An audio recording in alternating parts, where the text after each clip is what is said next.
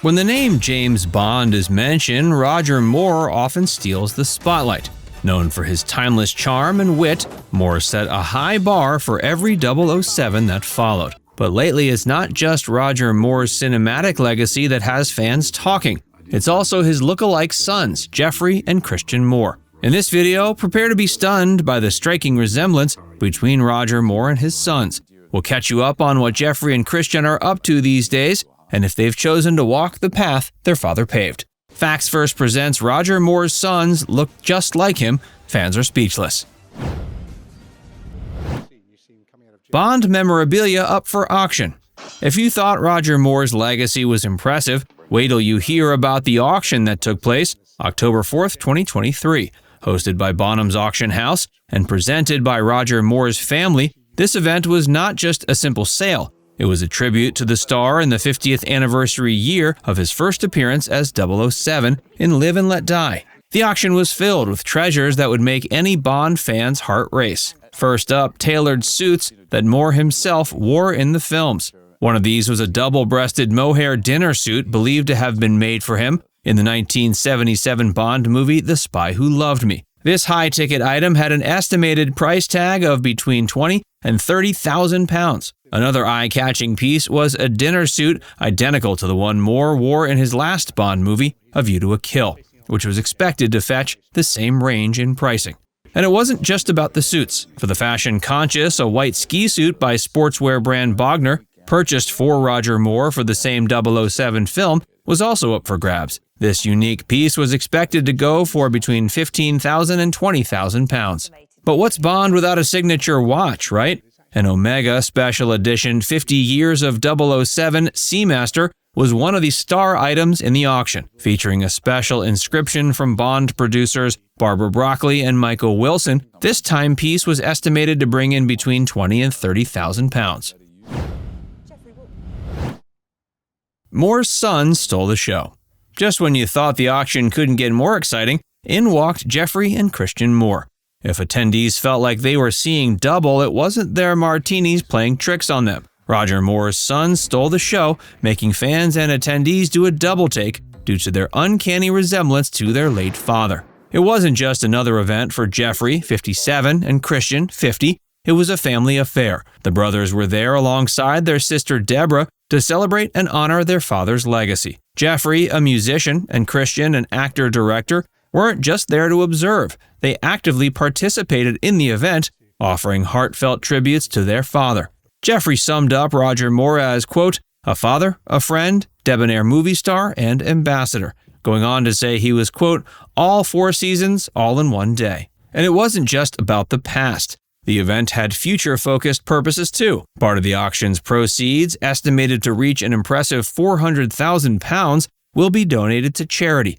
This added another layer of profundity to the brothers' involvement, highlighting their commitment to philanthropy, a quality they no doubt inherited from their dad. While the auction featured 180 of Moore's belongings, including a tuxedo from A View to a Kill, and even a Gucci contacts book featuring addresses of stars like Sir Paul McCartney and Princess Margaret, it was the presence of Geoffrey and Christian that added a personal touch. They reminded everyone that Roger Moore was not just a British spy on screen, but also a father and a mentor off-screen.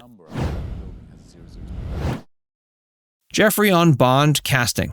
Geoffrey Moore has strong views on the future casting of the iconic spy role. When recently asked about the idea of a female James Bond, his response was clear, quote, well, then it's no longer James Bond. Geoffrey argues the character created by Ian Fleming is intrinsically male. Geoffrey's comments come in the wake of the most recent Bond film, No Time to Die, where the 007 title was temporarily passed to Lashana Lynch's character, Nomi. While many speculated this signaled a changing of the guard, Geoffrey feels it was more a case of testing the waters. He appreciated that Nomi eventually gave back the 007 title to Bond, remarking that, quote, it's his number. Despite his firm stance that James Bond should remain male, Geoffrey is not against the idea of female-led spy franchises. He mentioned Charlize Theron's role in Atomic Blonde as evidence that women can indeed handle action-packed spy roles.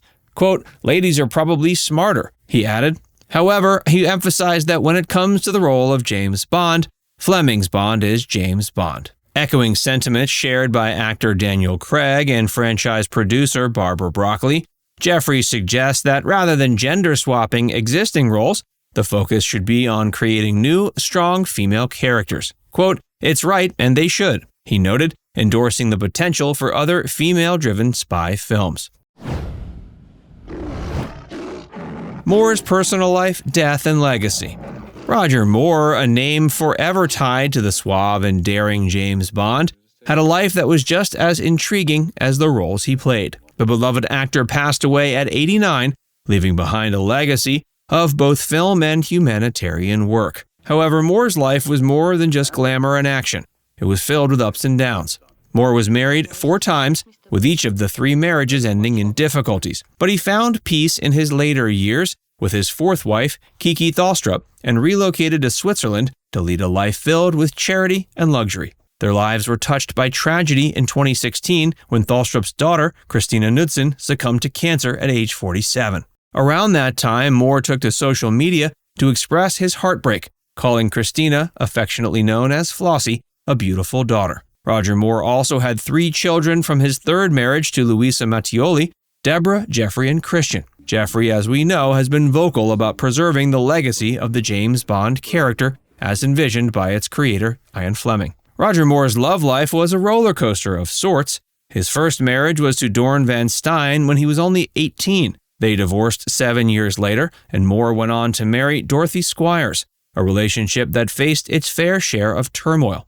The actor's 3rd marriage to Louisa Mattioli lasted until 1993, when he realized he had fallen out of love. Moore met Thalstrup through Mattioli, and the two eventually married in 2002, marking the beginning of a new and peaceful chapter in his life. In his later years, Roger Moore shifted his focus from acting to philanthropy. Inspired by Audrey Hepburn, Moore became a UNICEF Goodwill Ambassador in 1991. He was recognized for his efforts with various honors, including being named a commander and later a Knight Commander of the Order of the British Empire. Moore's commitment to charity work didn't stop with UNICEF. He also worked closely with the Angiogenesis Foundation on global health and disease prevention programs. Even after his passing, Moore's charitable contributions remain a significant part of his legacy, touching countless lives around the world. All in all, Roger Moore was more than just the iconic James Bond. He was a loving family man, a committed humanitarian, and a person who lived a full and meaningful life. He leaves behind a legacy that goes far beyond the silver screen, marked by a genuine love for humanity and a desire to make a difference. Now it's time to hear from you. Who's your favorite James Bond? Let us know in the comments section below.